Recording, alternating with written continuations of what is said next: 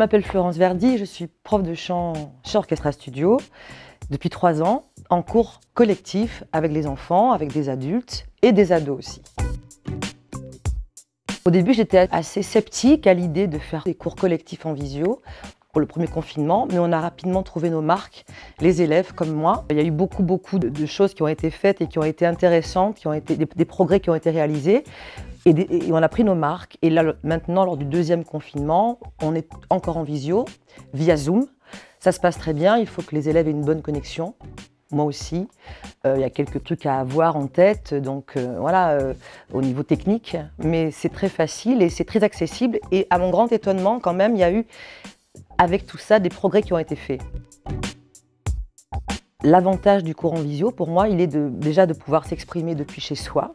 Donc de ne pas être dans les embouteillages, d'être relativement à l'heure en cours. Ça permet aussi peut-être d'adapter, alors là c'est technique, mais un geste vocal différent, plus subtil, plus maîtrisé par rapport à son champ de vision, par rapport à l'écran. Les élèves sont plus concentrés, plus précis. Il n'y a pas de décibels, forcément la recherche des décibels, mais la recherche d'une certaine qualité, donc la justesse est plus maîtrisée, la subtilité, les nuances, donc c'est intéressant techniquement parlant. Ça ne change pas vraiment avec les cours en présentiel. Ce qui change, c'est qu'on est chacun évidemment chez soi. J'envoie, dans mon cas, des exercices de chauffe et de vocalise à faire via des liens YouTube. Quand on arrive en cours, chacun éteint ses micros, chacun est par contre a les caméras allumées pour qu'on puisse chauffer sa voix sans qu'il y ait aucune interférence et que chacun, individuellement chez soi, chauffe sa voix, chauffe son corps, enfin tout son instrument de façon optimale. C'est encore différent des vocalises, mais on doit chauffer sa voix avant. Donc soit on le fait pendant 10 minutes en visio, soit les élèves le font un petit peu en amont chez eux. J'ai repéré beaucoup de progrès au niveau de la justesse, au niveau de cette maîtrise. Il y a beaucoup plus de subtilité. Donc, encore une fois, il y a une recherche qui est moins importante de créer du son et du volume, du décibel.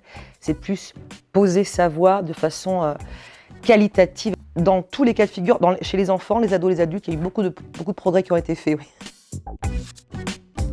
Je pense qu'au niveau de l'ambiance, il faut vraiment canaliser il faut vraiment faire attention à sa connexion. Même ne serait-ce qu'investir dans un câble Ethernet pour une meilleure connexion, parce que Wi-Fi c'est pas suffisant souvent. Donc ça, selon je trouve la pièce dans laquelle on va chanter, c'est important d'avoir une bonne connexion. C'est de la visio, chacun est chez soi. Logiquement, on se trouve dans une pièce où on se sent bien, qui est assez insonorisée plus ou moins, et on va chercher un confort à ce niveau-là. Alors on chante sans micro, moi j'ai un casque pour avoir une meilleure écoute. Certains élèves sont équipés avec des cartes son, avec des casques ainsi que des micros sur des enceintes externes. Donc effectivement le son sera meilleur, il faut optimiser ça. Mais dans Zoomeuse, il y a des paramètres pour optimiser la visio.